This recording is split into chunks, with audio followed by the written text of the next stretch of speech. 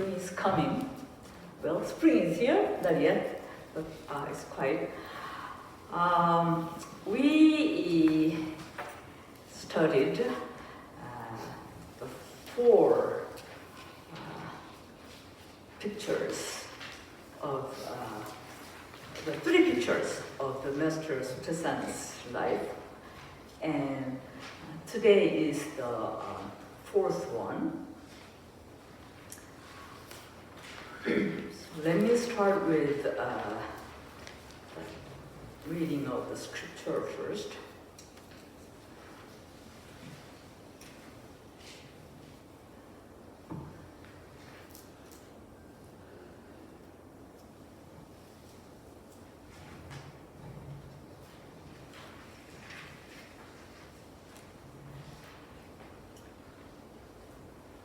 I had no opportunity to ask questions and to receive guidance. I had a spiritual aspiration all on my own, and there was not an act of asceticism and hardship that I did not perform. Sometimes I would go into the mountains and spend the night. Sometimes I would spend the whole day sitting on a road. Sometimes I would stay up all night with my eyes open. Sometimes I would bathe in icy water. Sometimes I would fast, and sometimes I would stay in a cold room. That's Sotaesan's practice before awakening. So as I said, Sotaesan started his journey questioning at the age of 7. He started to ask questions, so many questions. And why clouds are blue, why skies are blue, why there are clouds, and why mother and fathers are in close connection. You know, all humans and the natural kind of environment, he had a question. And then at the age of 11 to 16, he wanted to resolve his question by praying to mountain gods. So he came up almost 3 miles or close to 4 miles to climb up to the mountains and pray to the mountain gods. And then somehow he realized mountain god cannot help him. So now he was seeking for guidance, teacher. So at the age of 16 to 22, for 6 years, he was looking for a teacher. Maybe there is a spiritual teacher, there is a medical teacher, there is quite great teachers. And somewhat it didn't work. So at the age of 22 to 26, the time was he was totally frustrated and he was totally disappointed. And so he tried various things, as I read, various ascetic practices. So it's if you learn the Buddha's life, the Shakyamuni Buddha, he did 6 years very, very severe ascetic practice. So he was almost dying, through fasting, and then a village girl gave him a cup of milk, and then he gained. And then he said, ascetic practice is not leading to resolving those questions. So knowledge of if horse and cart, if cart is not moving, then just whipping the cart doesn't work. So here, Buddha said, not extreme ascetic, not extreme pleasurism, no, middle way. And so the Sotaesan also, he did all those the practices. And so today is the fourth picture. So why don't we read and then let's link to his all those practices and then his experience of Deep Samadhi. So number 4, entering into Deep Samadhi by a river. At 2022, after giving up his search for a mountain spirit and a spiritual guide, Sotaesan became absorbed in the single thought, what shall I do? Sometimes he would chant a mantra which had spontaneously arisen in his mind and then enter into Deep Samadhi. One day, while waiting for a ferry at Sanjin landing, he entered into great Samadhi and stood motionless all day long. So here, this Deep Samadhi is through his various ascetic practices, the experience he has, that experience is absorption into, got into the Deep Samadhi. So then we may say, well, in order to attain great enlightenment, we need Deep Samadhi. That's it. But actually, Sotaesan was quite different from what he experienced. So let me read.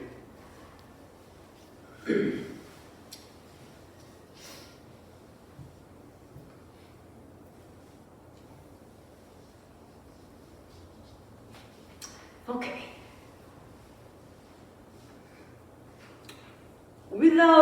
Even with performing ascetic, difficult practices, you have directly learned the well-rounded Dharma of Mahayana practice by benefiting from my experience. So you don't have to repeat, you don't have to follow. And then the practice of timeless sun and placeless sun is the fast lane to Mahayana practice. If you practice in this manner, you will get twice the result with half the work and will succeed without getting ill. So that's quite a dramatic switch, I had all those troubles and then I got sick, actually. But you don't have to follow my path.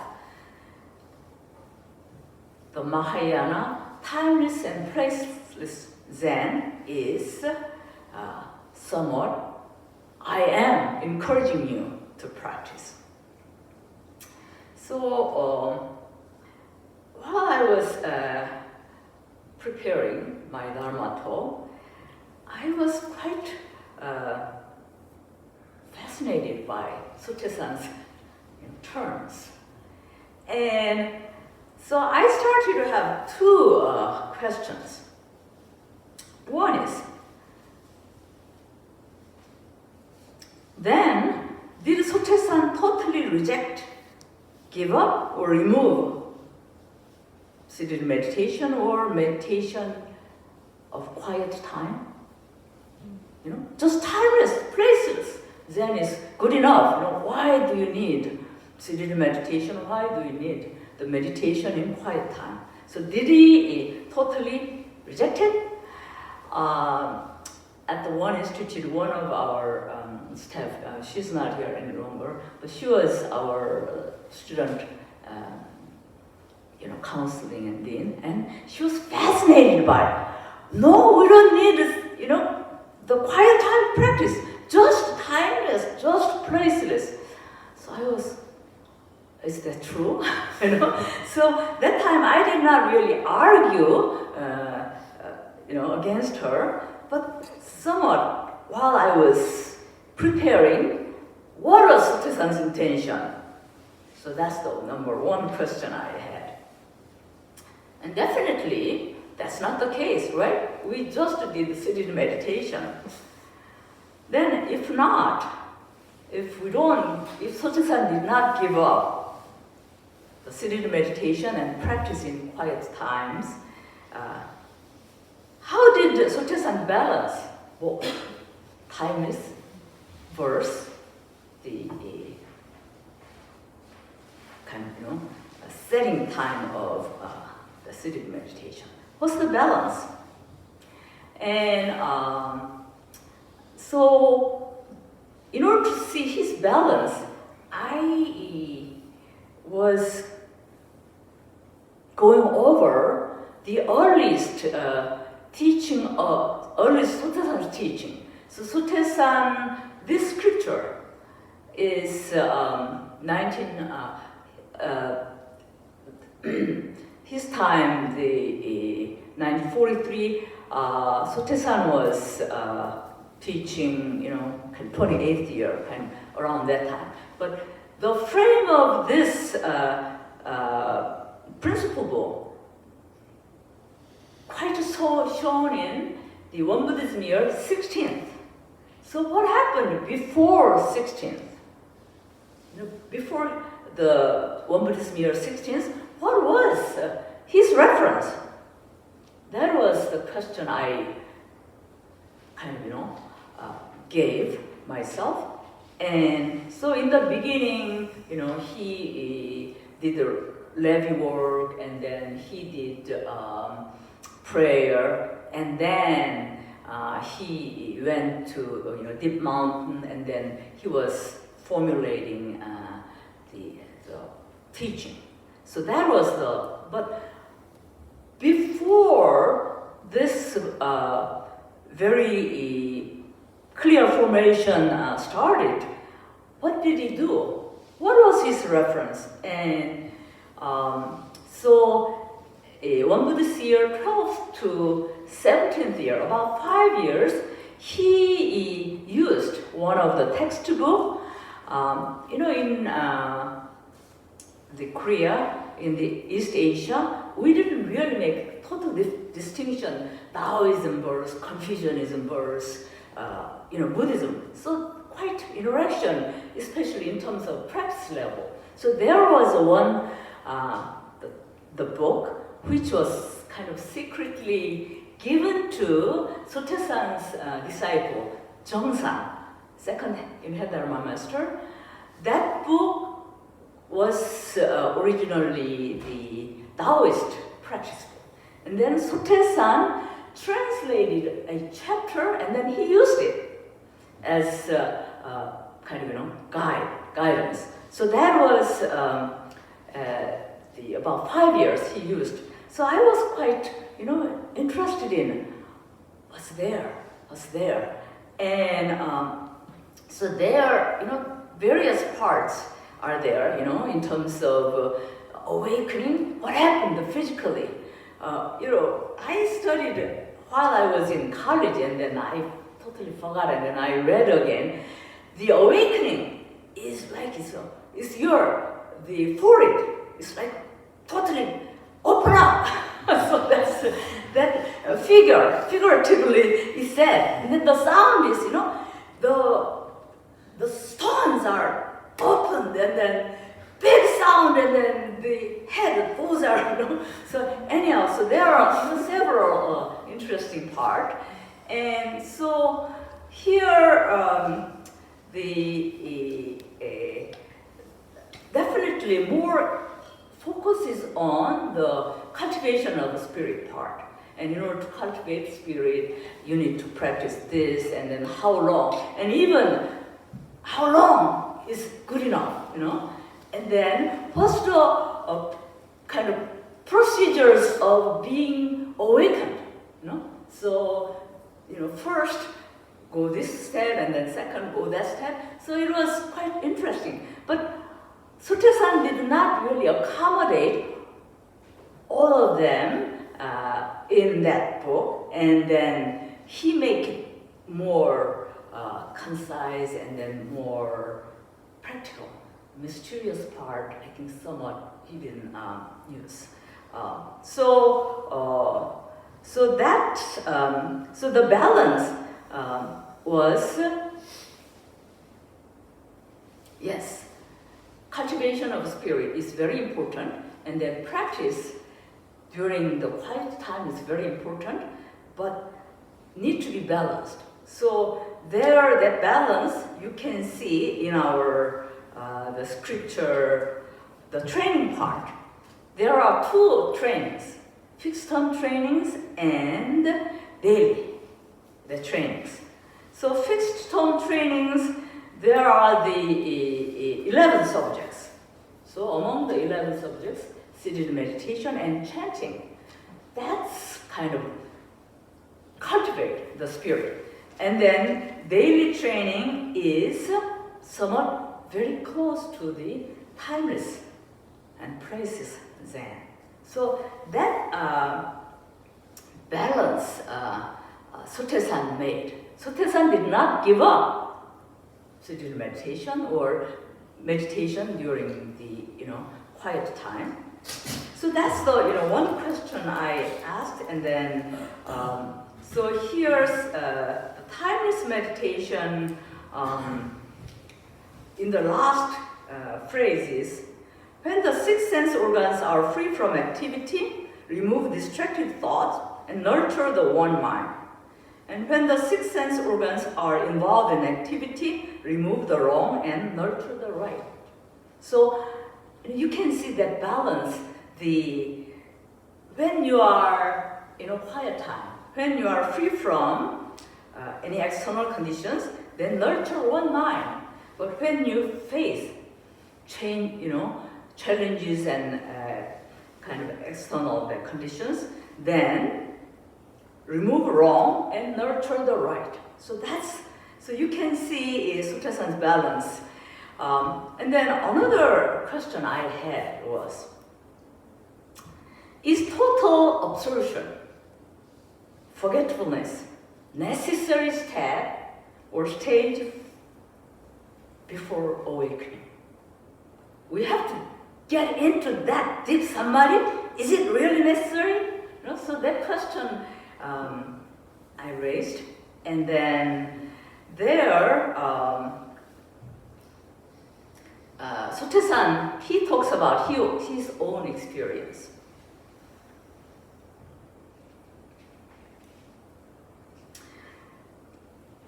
The practice, the verse 46.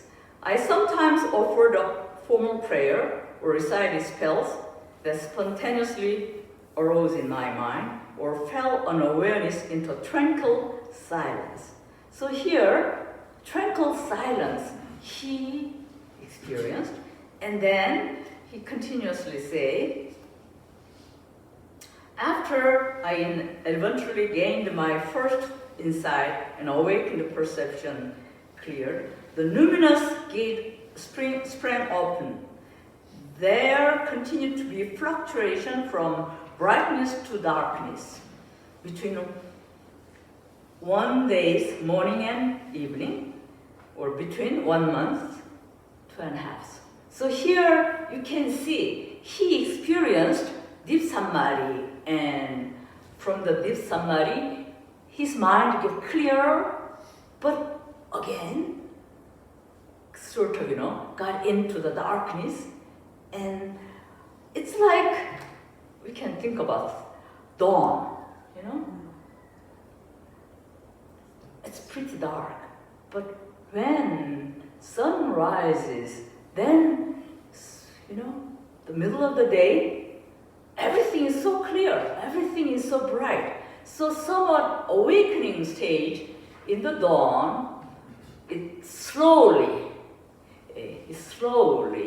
and then dawn, suddenly, all universe is bright and kind of clear. So that the stage. So I wanted to add a little bit more on this part. In Buddhism, there are two strong kind of the schools, the branches. One is, all right, awakening is the key. And in order to be awakened, you need question. Without question, without inquiry, no awakening. That's one school. So like Rinzai school, one of disciples was grinding brick and Master asked, what do you do? Oh, I want to make a mirror. Are you making a mirror? By grinding the brick. So if you meditate without that question, then it's somewhat similar to, grinding brick into mirror. So that's question. The mind should be alive, and then look at the questions, and then awakening. But the other school, I don't think we are reading this text, but in our seated meditation and our residence, we are reading the Sutra of Great Rest. Great and Great Rest.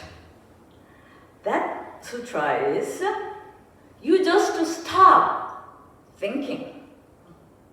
Then, in total rest, revealing things as they are. So that's awakening. You don't need any other things. So you can see quite contrast. And what was Sotaesan's balance? Sotaesan, he talks about,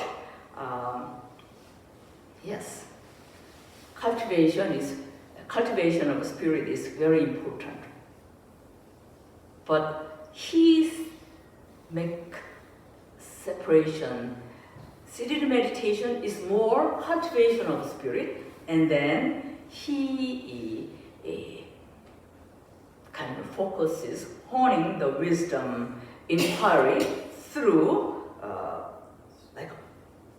scripture studies, questioning, and koan meditations. So 6 subjects for honing wisdom and awakening, and then 2 subjects, seated meditation, chanting, for